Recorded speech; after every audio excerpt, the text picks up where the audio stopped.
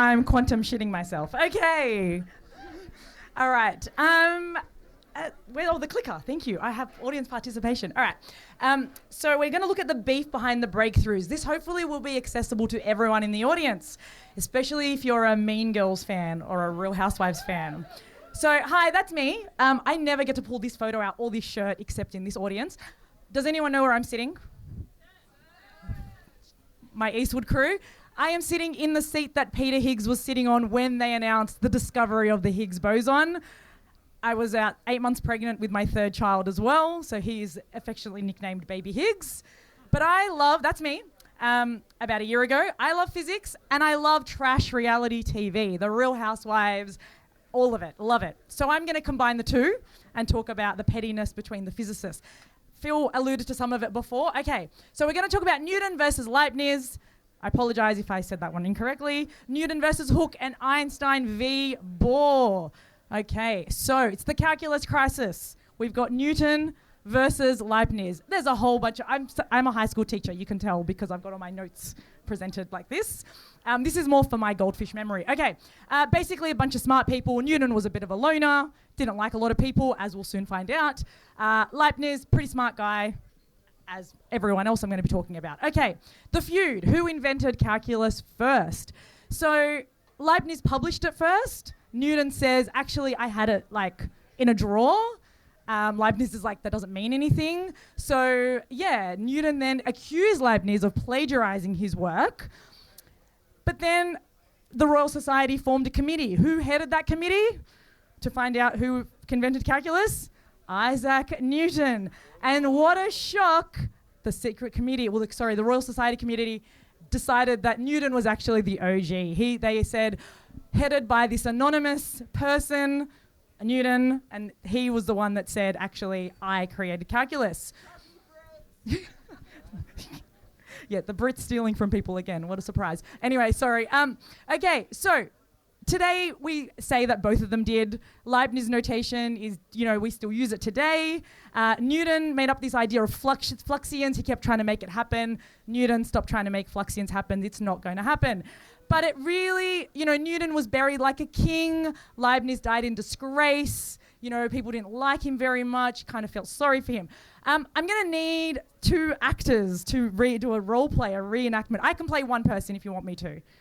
Come on, anyone in the audience. I need a Newton and I'll be, okay, thank you. Come up here, let's go. You can have the mic, my voice projects, it's all good. Oh, you don't have to take that one, Phil, it's all good. Okay, there's two mics, beautiful.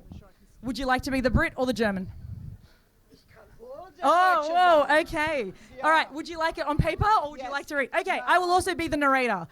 Newton enters dramatically. I invented calculus during a plague alone in the countryside. Let's all clap for the man with the fancy squiggles. Ach, bitte. I didn't steal your calculus. I just made it fashionable. Integrals, differentials, babes. It's called branding, yeah? This is my method of fluxions. I called it that in 1666. Did I publish it? No, I had the decency of keeping it in a drawer like a real scientist for 30 years. Ach, if your mathematique lives in a drawer, it is not calculus. Ach Gott, es ist clutter. You kept yours locked away for 30 years. Just like your sex life. Huh? Newton apparently died a virgin. A little tidbit. I published mine. People will understand it in 2025. OMG, look at this totally anonymous report run by the Royal Society. I have no idea who wrote it. It wasn't me. It totally wasn't me. I had nothing to do with it. And look, it says I was right. You wrote that report. You published that report. You cited that report. Didn't realize you worked for News Corp. You may have outlived me, but I won the notation. Oh, sorry. The notation war. I have a German mother. That's my only excuse. Oh, I do apologize. You're amazing. I loved it. Thank you. Oh my God, what was your name? Sorry. Gillian Shakespeare. Gillian Shakespeare. Give it up for Gillian. That was amazing. I was not expecting. Thank you. All right, beef number 2. I got to get through this quickly. Okay, this is basically when we realize Isaac Newton is the real Regina George. He does not like everyone. He basically says to Robert Hooke, you can't sit with us because you're too short. Isaac Newton held grudges like as an Olympic sport. Hooke, very smart man. Okay, light is a particle. Bro, it's a wave. Get in, loser. We're rewriting optics. Hooke says, your work makes no sense. You have no idea what you're talking about. Rude, Isaac Newton says, and he withdraws from publishing for years and years because how dare somebody criticize him. 7 years later, hey, are you up? Yes, thank you to my Macquarie Uni friends over there that are very young. Could you check, Hooke asks him, can you check this inverse squaring thing I'm working on about celestial objects? Newton says, actually, dude, it's really not that good. You should get rid of it. It's not great. Meanwhile, he says, my goodness, what an idea. I should have thought of this. Newton scraps what he's working on in the bin, and then he puts this on his LinkedIn post. He says, I'm so thrilled to announce my new book coming out. He says, it's all based to me. Thank you, me. Thank you, me. Oh, by the way, Hooke did help a bit, blah, blah, blah. Okay? Hooke's like, oh my God, that's all my work, dude. Like, what are you doing? Can you please, like give me a little bit more credit? Okay. So then he said, stuff you, how dare you question me? I'm erasing your name. He releases a second edition, removes Hooke.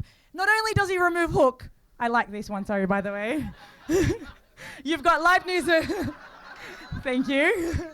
Okay, he basically, after Hooke dies, he removes all of Hooke's portraits from the Royal Society. He wants nothing to do with Hooke. He does apparently say later on he feels really bad about it. We don't believe it. And this famous quote of, if I have seen further, it's by standing on the shoulders of giants. It's apparently about taking a go at Hooke because he was quite short. So, yeah.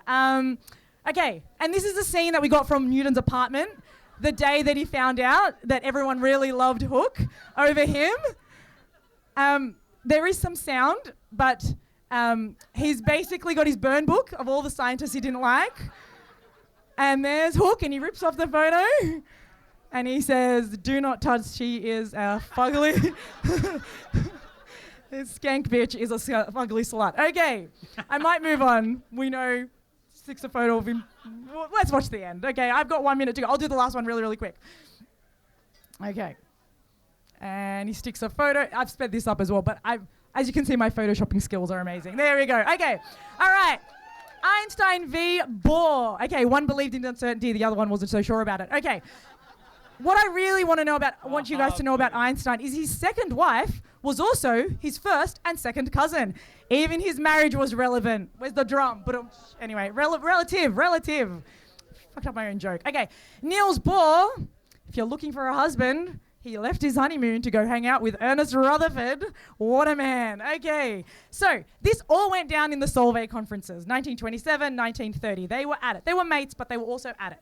Essentially, Einstein didn't like the whole idea of quantum mechanics. He's like, how can you believe in something that's uncertain? Bohr was like, bro, just because you can't see it doesn't mean it doesn't exist, all the rest of it. Okay. So they had a Twitter war. This is Twitter. You can see, 1927. Famous quotes, God does not play dice with the universe. Please look at their names. I put a lot of effort into making their Twitter handles and their hashtags. Thank you. Boring but right says, at reply to MC squared, God does not play dice, maybe with you. You might be Einstein, but stop telling God what to do. The stop telling God part is actually what he said. Uncertainly principle, I barely know her. I'm going to go through it. Oh my God, this is Bohr. Oh my God, time travel must be real because you totally went classical there. Are we back in the pre-1900s? Oh my God, that's so cute. Classical physics. Did you forget that you wrote a theory that disproved your own idea? It's giving amnesia, bro. Okay. Einstein talks about his clock in a box. Niels Bohr disproves it using gravitational time dilation, which Einstein wrote. So he's like, distorted your clock. Oh, I almost left the L out of there. That would have been very disastrous. And then as Einstein releases the EPR paper, he introduces, who wants to guess who quantum mechanics is? Who is he? Schrödinger. Schrödinger was renowned to not really get involved in the beefs. He's like, let me out of this.